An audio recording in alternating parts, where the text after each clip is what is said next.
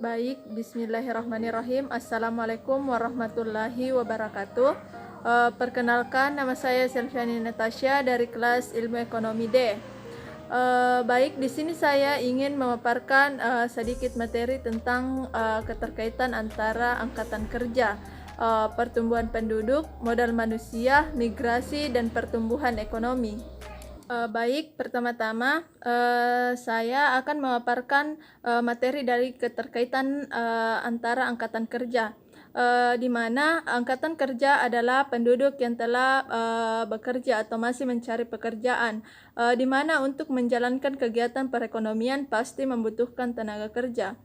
Kebutuhan akan tenaga kerja disebut sebagai kesempatan kerja, adapun definisi dari kesempatan kerja merupakan tersedianya lapangan kerja bagi angkatan kerja yang membutuhkan pekerjaan.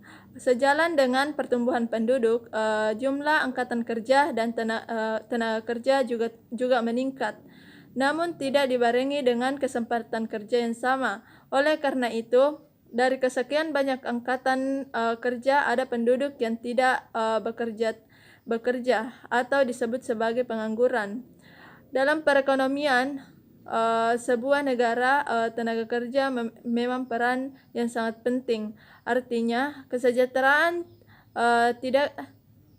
tingkat ekonomi sebuah negara bisa dilihat dari faktor tenaga kerjanya. Maka dari itu dapat disimpulkan bahwa semakin banyak lapangan kerja yang tersedia dalam suatu negara, maka semakin besar pula kesempatan kerja bagi tenaga kerja, sehingga semakin kecil tingkat pengangguran yang berlaku dan sebaliknya. Baik, selanjutnya saya akan memaparkan materi dari pertumbuhan penduduk, di mana secara definitif pertumbuhan penduduk adalah penambahan atau pengurangan jumlah penduduk. Berdasarkan pengertian di atas, terdapat dua jenis pertumbuhan penduduk, yaitu pertumbuhan penduduk alami dan pertumbuhan penduduk non-alami. Adapun pengertian dari pertumbuhan penduduk alami yaitu dipengaruhi oleh dua faktor, yaitu kelahiran dan kematian penduduk.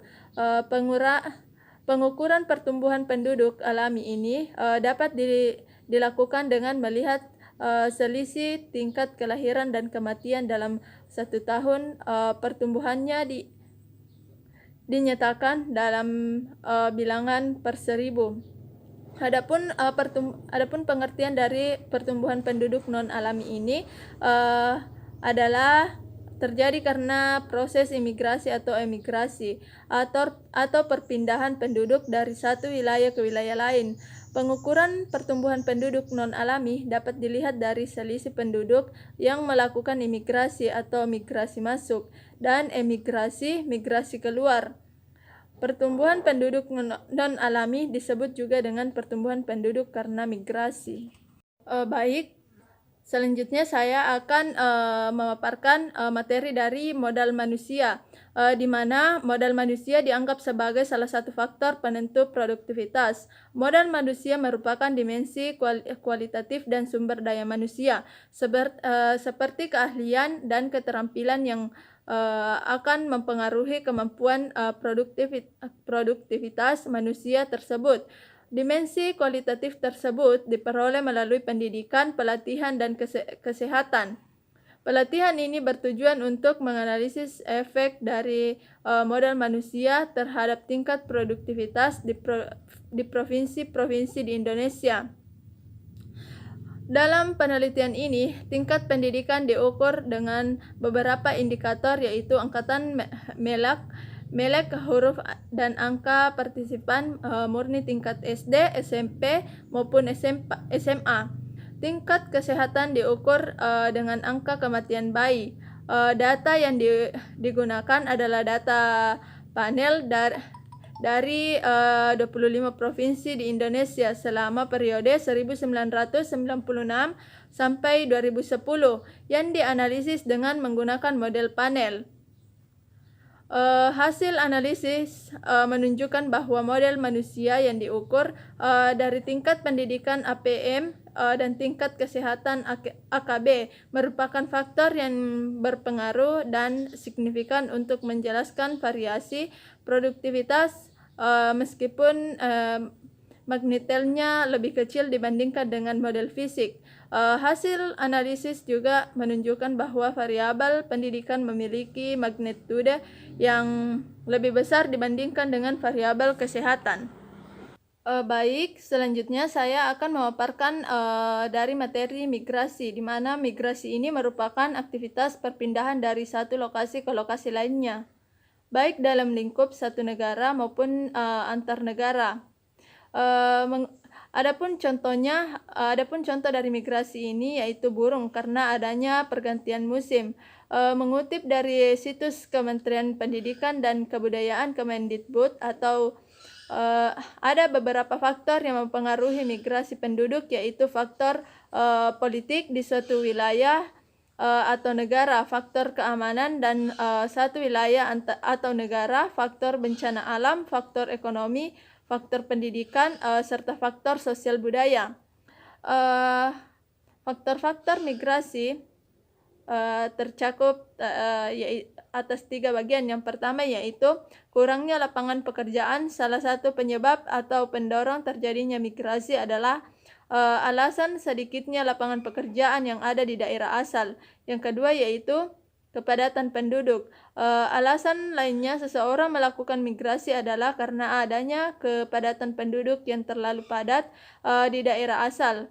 Kepadatan penduduk ini menyebabkan seseorang hidup kurang nyaman, hanya persaingan sehingga sebagian akan sulit mendapatkan pekerjaan. Yang ketiga yaitu sumber daya alam yang kurang. Sebagaimana penduduk yang berpindah ke tempat lain dikarenakan sumber daya alam yang kurang memadai. Baik, selanjutnya saya akan memaparkan materi dari pembangunan ekonomi. Dalam pembangunan ekonomi ini, menurut Adam Smith, adalah proses perpaduan antara proses pertumbuhan penduduk dengan kemajuan teknologi. Sementara menurut Schumpeter, pembangunan ekonomi bukan merupakan proses yang harmonis dan gradual, melainkan merupakan proses yang spontan dan tidak terputus-putus, di mana pembangunan ekonomi ini sendiri disebabkan oleh perubahan terutama dalam lapangan industri dan perdagangan. Sehingga dapat kita simpulkan bahwa pembangunan ekonomi adalah suatu proses yang berkelanjutan berdasarkan rencana-rencana terarah terhadap aspek kehidupan yang sosial, budaya, politik, ekonomi, dan kemasyarakatan, di mana bentuk dari pembangunan ekonomi dapat berupa fisik, contohnya gedung perkantoran, pertokoan, jalan raya, jalan tol, pelabuhan, bandara, dan sebagainya, maupun berupa non-fisik seperti teknologi listrik dan sebagainya. Baik, mungkin itu saja yang dapat saya paparkan dari materi tentang keterkaitan antara angkatan kerja, pertumbuhan penduduk, modal manusia, migrasi, dan pertumbuhan ekonomi. Lebih dan kurangnya mohon dimaafkan. Wabillahi taufiq wal hidayah. Assalamualaikum warahmatullahi wabarakatuh.